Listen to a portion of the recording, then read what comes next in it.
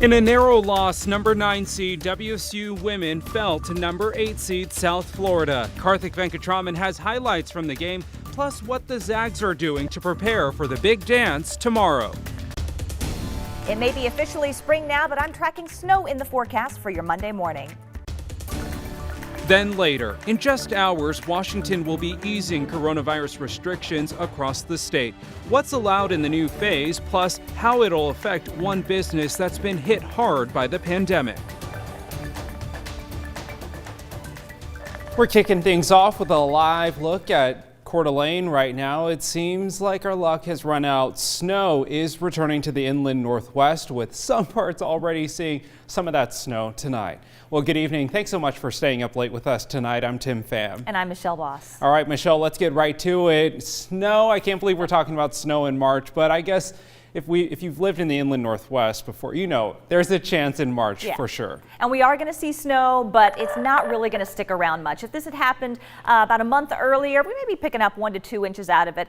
We're still going to see about that much snow fall, but the ground is warm enough that it's going to have a hard time sticking. So you can see in our snowfall estimates, pretty much in the Spokane area and on westward, less than an inch, even if we get that much. And what does stick will not last very long, as temperatures will warm up into the 40s tomorrow. But Coeur d'Alene, North Idaho Panhandle may see an inch, and in those higher elevations you might see just a little bit more, but the mountains are where they're really going to see the snow sticking. Across the Cascades, Snoqualmie, Stevens Pass, prepare for wintry driving conditions, especially tomorrow morning. 6 to 14 inches out there. Winter weather advisory goes until 11 o'clock tomorrow morning. Across the central Panhandle, Lookout Pass 4 to 7 inches in around 4,000 feet, and then in the valleys, the Silver Valley, about 1 to 3 inches. That advisory goes till 11 tomorrow. Right now in satellite and radar, things are pretty quiet right now from Spokane on westward. Still seeing some light snow in the Coeur d'Alene area right now. As we zoom in, we've had both rain and snow reported at the Spokane airport. Expect that radar to fill in a little bit more overnight and tomorrow morning, but we're not much more above freezing right now in Spokane. 35 degrees, 33 in Coeur d'Alene. No worries with snow in Moses Lake. They're sitting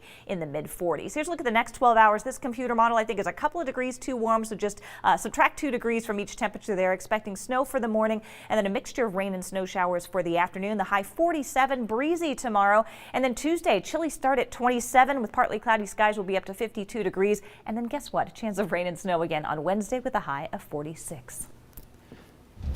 Well, Washington State women's basketball squared off in the first round of the NCAA tournament tonight against South Florida. Karthik Venkatraman joins us with how the Cougs had to come back from double digits to try and win. Karthik.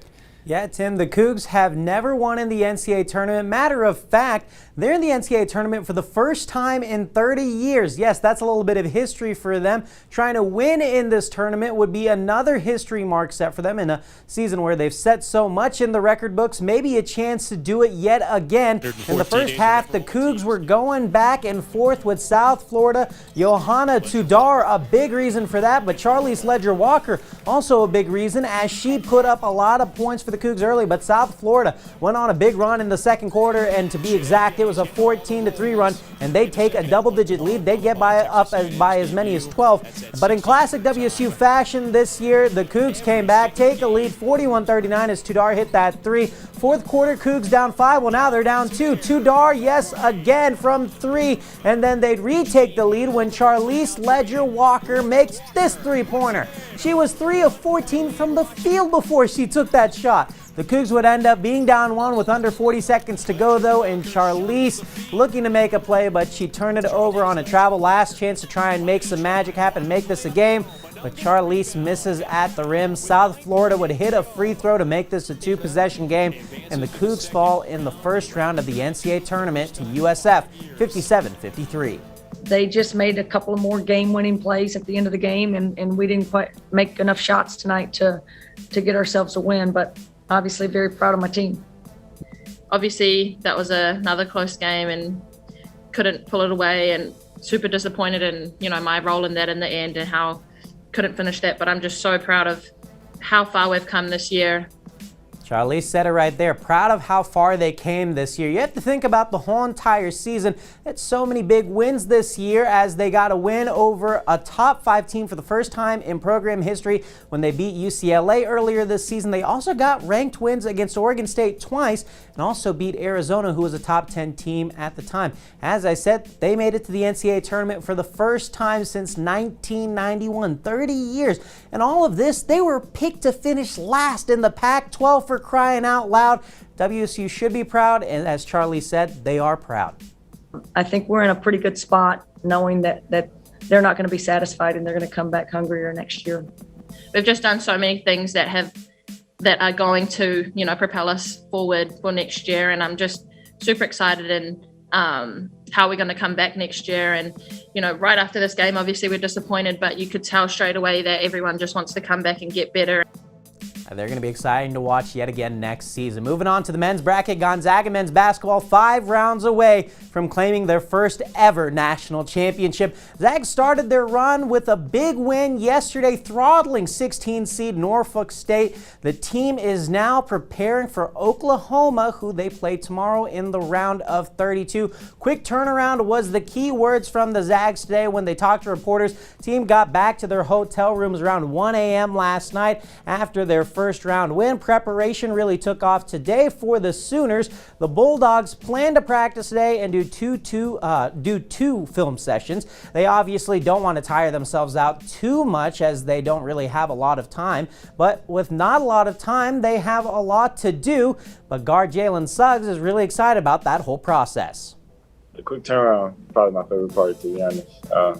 You get to come out, play first game, come back, and today, just kind of rest, walk through some stuff, go over a lot of film, and get right back to it. I felt good to be out there to run around, to get a good team win.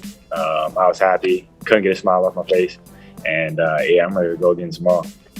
Ready to go again tomorrow, and another player that probably had a smile a lot on his face, Spokane native and Zags forward Anton Watson. Fantastic game last night. He didn't miss a shot. Went 7 of 7 from the field and scored 17 points. I spoke with his dad, mom, brother, and sister today. They're all in Indianapolis watching the tournament and got to watch Anton put on that spectacular performance last night. Just play for them is like the reason why I play and the reason why I chose the school. But playing in Spokane is I love it. Anton Watson said it was a performance he has dreamed of since he was a kid. He was excited to represent Spokane and his family. His family was pumped up as well. We were excited. We were excited, you know what I mean? As Anton had it going on in all facets of the game, his family was excited to see it live in Indianapolis. And they're proud their son is representing Spokane. For him to come down and be a part of what, University of Gonzaga have going on right now is awesome. It's surely inspiring to them, as Watson had to sit out a majority of last season due to a shoulder injury that required season-ending surgery. It's huge. Yeah. This is just, everything's gravy from this point on. Watson's family is, of course, always proud of him, but to see him do that on the biggest stage, that was special. That's what we dream of as athletes, is to get to this tournament and win it. And And of course, they're always Anton's biggest fans. we're so proud. We're retired student athletes, and it just feels so good to be able to be here and support him. Anton has certainly had a great season. He's been effective inside over there in the paint. His defense has brought a lot of energy to the team. All right, GU plays at 11:40 a.m. as you can see this graphic behind me tomorrow against Oklahoma. That game is going to be on KREM 2. Tim, I think it's safe to say the Zags are going to win this game, but you never know. It's March Madness, and a lot of the big teams fell today, so anything is possible, I guess. Karthik, don't put that juju out there. I'm not trying. Don't look for the sportscast if anything goes wrong, okay? I'm going to hiding. We won't clip this one, Karthik. All right, thanks so much. Let's get to a developing story now at 11. New developments in a story we brought you as breaking news at 6 o'clock. Tonight, a man is recovering from life-threatening injuries after a shooting in Spokane Valley. Police received a call just after 2:30 this afternoon of a man who had been shot near North Pines Road in East Sprague. Police say a man and woman had contacted the victim in the Walgreens parking lot. Then after a discussion escalated, the victim allegedly reached into the vehicle and an altercation began. Then one of the people involved allegedly backed up with the victim hanging out of the window. When it stopped, the victim fell to the ground with a gunshot wound as the driver left the area. Right now, a man and woman are detained. Meanwhile, the victim is not cooperating with police. Anyone who has information about this incident is asked to call Crime Check. That number there is at the bottom of your screen. Brand new data released by the CDC shows more than 121 million doses of the COVID-19 vaccine have been administered in the U.S. The agency says nearly a quarter of the country's population, about 79 million people, received at least one dose of the coronavirus vaccine, and about 43 million people are fully vaccinated. As vaccinations ramp up across the country and here in Washington, coronavirus restrictions across the state are being relaxed. In just a couple of hours, restaurants, movie theaters, and other indoor spaces can increase capacity to 50%. Larger indoor venues can have up to 400 people as long as masks and distancing is enforced. Fans will also be allowed to attend sporting events once again. Well, gyms will move to 50% as well, and Amy Moreno with our sister station in Seattle spoke to one gym who says getting more people inside is a part of the healing process. Saturdays are one of the slower days at the gym, but weekdays after work or mornings, it's not uncommon to find lines outside these days. We've got a number of locations around the state that are 100-person wait lists multiple days a week. Now that maxes out what our waitlist capabilities are. Monday, they can double the number of people allowed inside, but gyms still have to keep people separated. Gym owners say getting more people here is a critical part of getting through the pandemic. Working out the improvements that can have not just on your mental health, but on your physical health as well. There is one change. The state will now allow people to shower here. Still, numbers show declining COVID rates have stalled, with some people even questioning if the state is ready to go to phase 3. Is it safe to open up to 50%? Is it safe for that many people to be here in a gym? Yeah, we absolutely 100% we believe that's true. Our facilities, the cleaning processes we have in place, we've had 0 cases come from our clubs. 0 come from our clubs because of the processes that we hold, because of the policies that we have in place. Everyone here is still wearing a mask. Masks will stay along with rigorous cleaning and constant airflow. Gym owners say giving this experience to more people is heading in the right direction. And that was Amy Moreno reporting. Cities like Miami and Hawaii have had to deal with an influx of tourists this weekend because of spring break. Now, how colleges are trying to keep students healthy.